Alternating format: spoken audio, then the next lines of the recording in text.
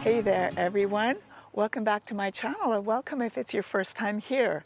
I'm Fionnuala. I live and garden in beautiful Zone 9B, just outside of Petaluma in lovely Northern California. And today what we're going to talk about is summer vegetable gardening. I am going to dive right in and talk about prepping, preparing, what you're going to do with your summer veggie garden, and I'm going to talk a little bit about cover crops too. So whether you're an experienced gardener or somebody just starting out, I would lay bets this is going to be helpful for you. So let's get going. So what are we talking about when we're talking about summer vegetables? I mean tomatoes, peppers, cucumbers, beans, corn, and all those wonderful herbs that you can really only just grow when the weather and the soil is warm. We've got basil and shiso. Summer veggies are wonderful, and there's nothing quite like growing your own vegetables from seed or from starts, watching the plant mature, and then harvesting your first vegetables. I mean, we all can remember that bite of the first summer tomato. And here in Zone 9B, really May is when you can really start planting them. It takes that long till the soil really warms up enough that your veggies are happy and ready to go.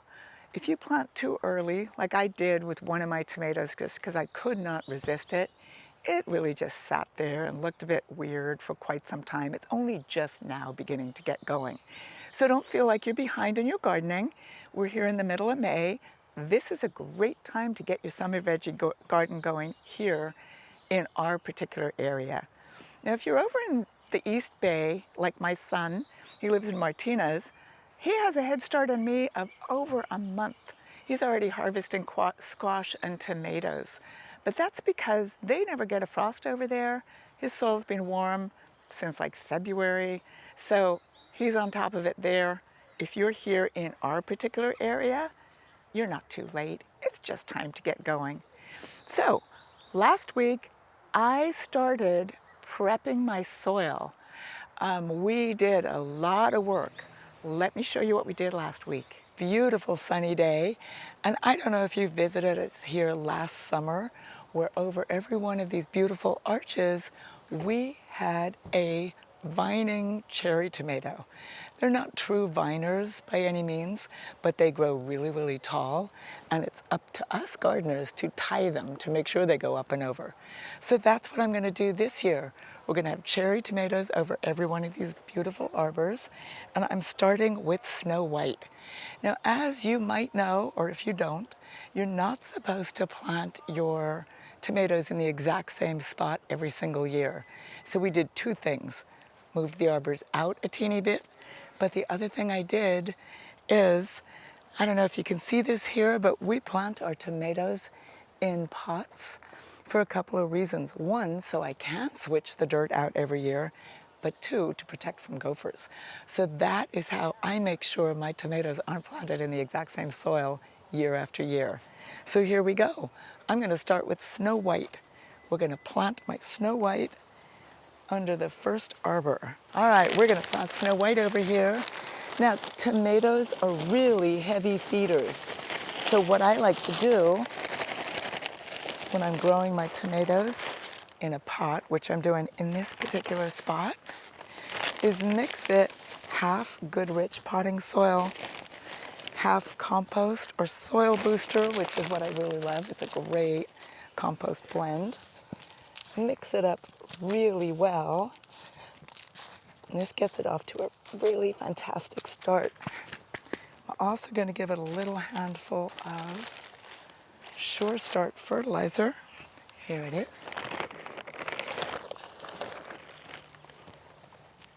And mix that in too. So yeah, just picture how big you want your tomato to be. I want this growing up and over this one. So imagine all of that growth and how you're going to need to make sure it's getting the nutrients it needs. Hey, I should just mention, I have got spring allergies. This is what you're hearing in my voice. I'm allergic to the pollen of the olive trees over there, so forgive me. I'll be back to normal as soon as those flowers have finished blooming. If you're not familiar with the snow white cherry tomato, it is an amazing, fantastic, huge, vigorous plant that produces scads and scads of lemon yellow cherry tomatoes that never crack. And we all love sun gold. I love sun gold, and I'm going to be planting sun golds, but you know, they sometimes tend to crack on the vine. Snow white never does that. Okay, I've got it planted in there. I refill, planting it a little bit deeper than it was in its pot, because tomatoes really appreciate having as much of the root system buried as you possibly can.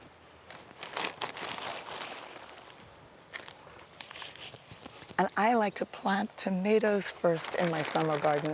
It just makes me so happy to start imagining the tomato harvest.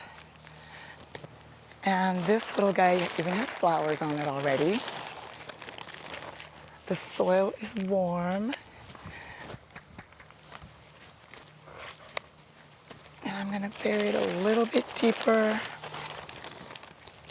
A little more soil booster. Make sure it's in nice and firm. And there we go. Protected from gophers. Nice fresh soil. Now all it has to do is grow. After I get my tomatoes planted, I like to do the peppers. And no garden would be complete without a shishito pepper. This one is called Mellow Star. It's a particularly nice shishito. And what I love about shishito peppers is that, like padrones, you can eat 10 or 11 of these shishito peppers in a sitting. Some of them will be mild, some will be surprisingly hot, and the rest of them are going to be right there in between. They make great fried peppers, tempura, batter all over them. They're just fantastic. I love them. So I always grow shishitos, padrones, and for sweet peppers, I absolutely adore this one variety called Escamillo and Jimmy Nardello. So my garden's never complete without those guys. So just like the tomato, we're starting with good, fresh soil. Even though my vegetable garden has somewhat limited space here, starting with fresh soil in the container. Make sure that they are not grown, even though they're technically in the same space, they are not in the same soil that they were grown in last year. And I should add now that we have our vegetable garden over here because it receives 6 to 8 hours of full sun every day, which all your summer veggies really love. So make sure your summer garden receives 6 to 8 hours of sun. Afternoon sun is vital. If you only have morning sun, you can still grow lots of veggies, but they're cool weather crops like lettuce or carrots or beets. If you want to grow your tomatoes and your peppers and your squash, which believe me, we're going to get to, you really need full sun. One thing I always make sure is I keep those labels, because as great as my memory is, I get overexcited, plant way too many of something, forget what's what. So make sure you keep your little label in there so you know where your shishitos are, where your escamillos are, where Jimmy Nardello has been planted, and have fun. So here's where I'm going to do some cucumbers. I'm going to plant 3 cucumbers along here so that they can climb up the butterfly trellis. I'm trying out a couple of new varieties for me this year. The other reason I really like this spot for cucumbers is that it gets a little bit of afternoon shade. They do seem to appreciate that a lot around here. Now this bed is completely dry, so I'm going to water it first before I do any planting, because that's important when you're starting some new veggies, whether it's seeds or starts. You don't want to plant into a straight dry bed. All the moisture gets sucked away from the little start and it stresses them almost immediately. Same things with the seeds. You want a moist bed to plant in. So I'm going to get to that right now. All right, the planting bed is nice and damp, and I'm ready to get them planted. I want these cucumbers to grow up, so I was going to give them a foot apart on this butterfly trellis. And now it's time to plant. So the bed has been prepped already with some compost. The soil is nice and rich, but for a little extra insurance to make sure that these plants take off and thrive, I always think it's a great idea to add a little pinch of fertilizer in the bottom of the hole. I just like pop it in, work it in, and there it is, all ready for these roots to access it, right down where they're supposed to be. Again, pop in that tag where I can see it. Most starts other than tomatoes, really don't want the roots messed with in any way. This is a little baby cucumber. I am not going to mess with its roots. In you go. Pop it in gently. Firm it in nice and firm. Don't be wimpy about this. You want to get those roots to make contact with the soil all around it. Now, these particular cucumbers are called Sweet Slice. Nice, reliable little cucumber that I heard great things about from other customers last year. I have certain favorites of my own, but I figured let's experiment with this. Everything I read about it was great, but I think it's always a good idea to test a plant out for yourself. So that's what we're doing this year. Cucumbers are in the melon family. They really like the weather to be warm. And the way the weather has been this year, we're in the middle of May already, and really only now has the weather been consistently warm enough to make these cucumbers happy. Tomatoes and peppers are a little more forgiving, but cucumbers, melons, everything like that, they really like that weather to have gotten nice and consistently warm. I'm leaving room in the front to plant some other things, probably some real quick producing lettuce, maybe even some carrots, I'm not sure, but just wanted to point out this irrigation. Once you get your plants in, get that irrigation placed, test it out, tie it in so that you don't accidentally move it and then it doesn't water the plants that you've planted. And yeah, you're all set. So back here, I am going to plant beans, and I'm going to plant scarlet runner beans to be exact. I love scarlet runner beans for so many reasons. One is the beans themselves are so pretty. But another thing is it's one of those plants that have been grown forever around here. It's an heirloom bean. I know a lot of people just think there's only heirloom tomatoes. That's what they think of when they're talking about heirloom vegetables. But there are heirloom beans, heirloom peppers, heirloom lettuces even. And scarlet runner beans are one of those heirlooms for really good reason. They're very vigorous for a start. They can even overwinter, as you can see this one did from last year. They grow really quick, they're really hardy. They produce the most adorable little red flowers that are so gorgeous to look at. They're edible, but they're also loved by hummingbirds, so it's a great habitat plant. And the beans taste good.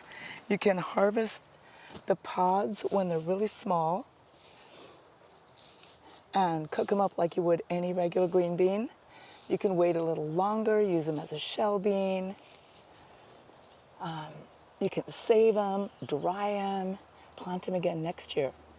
So beans are great. Like these are a climbing, vining bean, and beans twine. So I've given it a trellis, and I'm going to plant a bean at the base of each one of these little uprights. Now, scarlet runner beans are really large beans. I've made the hole like 1.5 inches deep. Pop them in. So they're literally 4 inches apart in each hole. Firm them in. That guy's got a head start already. That one I'm going to give 2 because one of those beans felt a little funny to me. Yeah, let's check back in a couple of weeks here. So scarlet runner beans are a pole bean. And when people talk about pole beans, that's the kind that climb up poles, basically. as opposed to bush beans, which do not climb up poles. Now that always looks really funny if you accidentally plant a bush bean at the base of a tall arbor or something. It's always embarrassing. But I know for sure these are runner beans and they're going to climb to the top of that and beyond. Some people believe in soaking their bean or pea seeds ahead of planting. I don't, but I really make sure they're very well watered in after I've planted them. So they're not sitting in dry soil at all, and so that bean seeds can start taking up moisture right away. All right, so over here in this bed, I'm going to plant another kind of green bean. Now this one is a bush bean, and it's a really special one for a bunch of reasons. It's an heirloom bean carried over from Liguria in Italy, and Liguria is a place I'm incredibly fond of. So A, it's got that going for it, and then B, a friend of mine called Bob Traverso, whose family is from Italy, in fact from Liguria in Italy, I can't remember exactly which town, he gave me these beans. So we're trying to grow them just to save the seeds so that I someday will be able to offer them here, just like I did with the crimson flowered fava bean. So yeah, these are a bush bean that will produce the most beautiful flat pods, gorgeous Romas type beans in bush form. It's a very vigorous little bush. We grew it last year, saved some of these seeds ourselves. The rest Bob gave me, and yeah, now it's time to plant them. But have a look, these are about half the size of the runner beans, so they don't need as deep hole. I'm just gonna poke my finger into the dirt and plant them that way. And I'm doing it all along the little irrigation tubing. I'm gonna give them a little more space, about 6 to 8 inches between, because bush beans get bushy, as their name implies. And they're not called pole beans, so they don't climb up any poles, but they do get bushy. So I'm giving them some space, and I'll keep an eye on it as they grow. And let's keep our fingers crossed that these are all really, really productive, because I tasted these beans and they are amazing. And obviously, having been preserved so long and brought over from Italy, you know, the families who brought them obviously thought really highly of them. You don't just work that hard to save the seeds of something if it's only like mediocre. So this is an amazing bean. And every single one of these beans is really precious. Okay, I'm taking a break from vegetables for a couple of seconds, and I'm going to plant some sunflowers and some marigolds. Now, sunflowers just look fabulous in the vegetable garden, and I'm making sure to plant varieties that attract pollinators. There are some sunflowers that are bred to be pollen-free. They're really for the cut flower people or people who are allergic to sunflower pollen. Luckily, I'm not one of those, only olives. So I like to plant a couple of the tall variety sunflowers. I'm going to do that in a second over there where I really appreciate them. But what I'm going to do close to the tomatoes is plant marigolds, because marigolds are a really great companion plant to tomatoes. They attract beneficial insects. They have a fragrance that deter other pests. And in the soil, they can even keep the bad nematodes at bay. So I always make sure there's a couple of marigolds nearby every tomato that I plant. Nice and deep, nice and firm. And I will water this guy in just a minute. I'm going to plant a variety of sunflowers in here, different colors, all with pollen, and all will produce seeds for the birds at the end of the whole season. I always really like that. This one here is Red Sun. I love this one. It's really tall, great color to it. I'm going to do Orange Sun over that way, and maybe some Lemon Cuties too. Oh my goodness. This is one that doesn't really mind its roots being messed with. Sunflowers, it's still a great time to plant sunflower seeds too, by the way. So go for it. If you got your sunflower seeds now, get them planted. I'm making a little head start with actual starts though, because it's nice to get that head start. Sunflowers are tough, really resilient, and grow really tall even without any fertilizer. Sometimes I give it some just as an experiment, sometimes I don't. I didn't with this one. Let's see what it does. They are so ready to grow that you don't need to do that much soil prep. But these beds have been prepped. I just didn't think I needed to give it any extra fertilizer. Okay, the fava beans have been all dug in. I've watered them in. Now we just need to wait a couple of weeks before I'm going to plant anything here. This is where the corn is going to go. Corn is a pretty heavy feeder and it really likes nitrogen. And all of these fava beans, once they break down, will be adding nitrogen to the soil. So I chopped them up as small as I could, dug them in, watered them in. Now we just need to wait a few weeks and we're good. We talked about planting marigolds and sunflowers in the veggie garden today as companion plants for your summer garden. There are lots more. There's alyssum, that attracts beneficials really wonderfully. Nasturtiums, that attracts aphids, keeping them away from the rest of your plants. Marigolds are useful for lots of different plants, including the cucumbers, so I'm going to put some over there. But another great companion plant for cucumbers is lettuce, believe it or not. Other beneficial plants for your garden that brings in the beneficial insects and the pollinators are, of course, borage, which has remained here over winter, self-seeded itself, and here it is. It draws in the honeybees, it draws in the native bees. We got violas too, which I'm not too sure what it does exactly, but they're great additions to salads.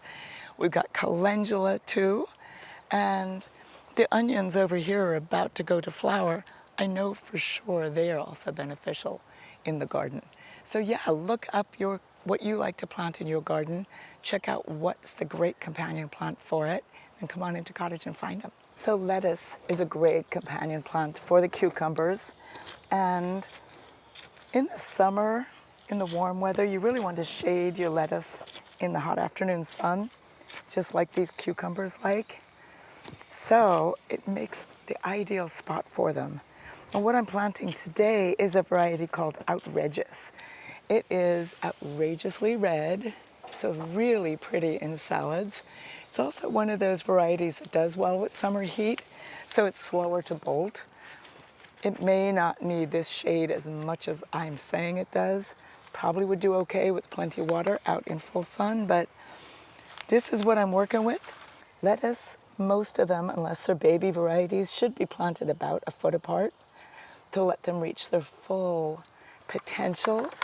But because this is kind of a community garden here at Cottage, we'll be harvesting it fairly frequently, and I'm giving it like 8 to 10 inches. Also, the beds that they're being planted in are incredibly rich, well composted. I worked some Sure Start into the soil before I planted it. So it's almost like French intensive planting, only in a trough right here. And I think the results are going to be pretty amazing. Let's talk for a second about preparing your soil. So if you've grown anything at all in the area that you've decided to put your veggie garden in this summer, those plants that were there before took up nutrients. So whether it was like a fall and winter garden or weeds or a lawn that you've decided to move along, those plants took up nutrients from the soil. So it's really, really important to replace those nutrients so that the plants that you're planting right now have everything they need to thrive. So to do that, you're going to want to add in compost, soil booster, earthworm castings. I really like doing that too. Fertilizer, use only organics when you're talking about edibles, or you can also use cover crops. Now, if you're going to be using cover crops, you would have wanted to start those last fall like I did. So what do you do with your fava beans? What you do is when they're like this, obviously you're going to want to break them down into smaller pieces. And I start with a machete. What you want to do is cut your cover crop down into the smallest pieces you have time for. It allows for quicker breakdown Next thing you do is you want to let them wilt a little bit, and then you dig it all into the soil. The most important thing is you want to wait a couple of weeks before you start planting your corn or whatever else you decide to plant in the spot that you've got that cover crop enriching your soil. Cover crops are a fantastic way to protect your soil over the winter. They are there preventing erosion, suppressing weeds, and they can even add back in vital nutrients if you treat them right. So clover, vetch, or in this case fava beans, all make fantastic wintertime cover crops. We planted the favas in September and October, I remember, and now it's time to dig them back into the soil. One thing I don't want to forget to say is when you're planting your summer veggie garden, think about what it is you like to harvest. Don't plant things that you don't like to eat. It's fun to watch them grow, but you really, really want to enjoy your harvest. Now for me, there are certain tomatoes that I can't do without. I really love a couple of different kinds of green beans. There's certain peppers like escamillo and Jimmy Nardello that I always have to grow. So I always start with those. So that's what you should do too. Write down what you really like to harvest. Make sure you plant those. So let's have a look to see what I planted last week. Look at the little beans are beginning to pop up. I just love it. Look at these. If you recall, these are those Bazzicchia beans from Liguria in Italy. And we're going to be growing these to harvest the seeds and to be able to keep growing those particular beans and to be able to offer them to people. They're bush beans. So they don't need anything particular to climb. So they're just going to be allowed to get up to this height. We're going to harvest them. Can't wait. Come on over this way. This is where we planted the cucumbers. They haven't done much in this past week, but you can see they are happy where they are. The lettuce has grown. We popped in a couple of dwarf sunflowers to kind of decorate with. We've talked about our crimson flowered fava beans before. This patch is getting to stay here because this is another one of those heirloom veggies. We're the only people that even offer these plants, and we're trying to do a big seed saving effort here. So it looks a bit messy if you come visit, but know that there's a purpose, a method in that particular madness. We planted ground cherries last week. They're happy as can be.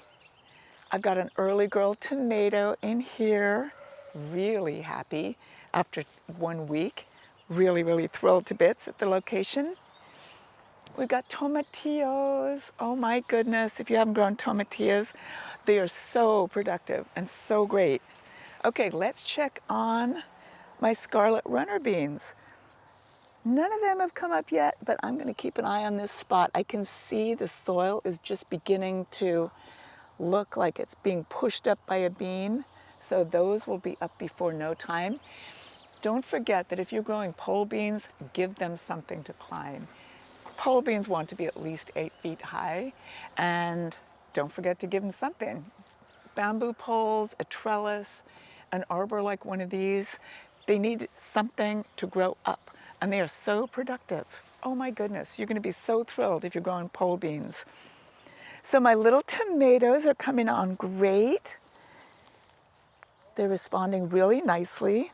And we've already even had to tie these tomatoes. They must have grown about a foot since I planted them last week. So we've started to tie them because they're not actual vines. They're not going to vine on this arbor all by themselves. We tie them to train them to go up and over. And it is so beautiful. If you remember our garden from last year, I'm being a little more careful this year about not overplanting. It is so difficult, but that's what I'm doing so that we can really experience these tomatoes in their full glory without crowding them with cucumbers and a whole bunch of other things. Watering is really important. I'm going to be setting up the irrigation system here so that every single plant gets some water. Now, tomatoes don't need as much water as most people think. And if you're growing paste tomatoes in particular, you want to be really careful you don't overwater them because you don't want watery paste tomatoes. You don't want watery sauce. So be real careful about not overwatering your tomato. That really helps avoid blossom end rot. So what I'm going to do next, once I've got all my summer veggies in, make sure everybody is adequately watered in, set up with irrigation, then I'm going to mulch. Check back and see what that looks like. The final step in all of this is have patience and enjoy the process. Go on outside to your garden. Take a walk a couple of times a week, if not every day, and just see what's happening. See how your veggies are growing. Make sure the weeds aren't taking over. Make sure there's no bugs. And have fun. That is the most important thing. It is such a joy to watch your vegetable plants grow and mature and start producing. It is really nothing like it. And I can't tell you enough how much I enjoy it.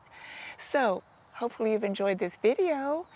If you did, like, subscribe if you haven't already, share it with your friends, and drop me a comment. Let me know how your veggie gardening is growing or anything else you want to tell me about. And follow me on Facebook, Instagram. Better thing yet is come on in and visit at Cottage Gardens. I would love to see you. Happy gardening!